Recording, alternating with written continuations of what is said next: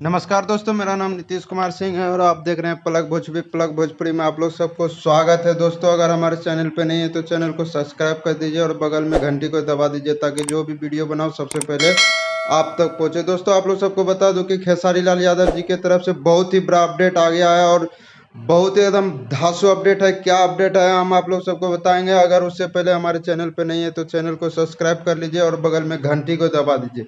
चलिए video start करते हैं। दोस्तों, आज खेसारी लाल यादव जी के तरफ से ये पोस्ट आया है। World wide record Bhojpuri channel से पोस्ट आया है संघर्ष 2 को लेकर, जो कि संघर्ष 2 फिल्म आने वाली है।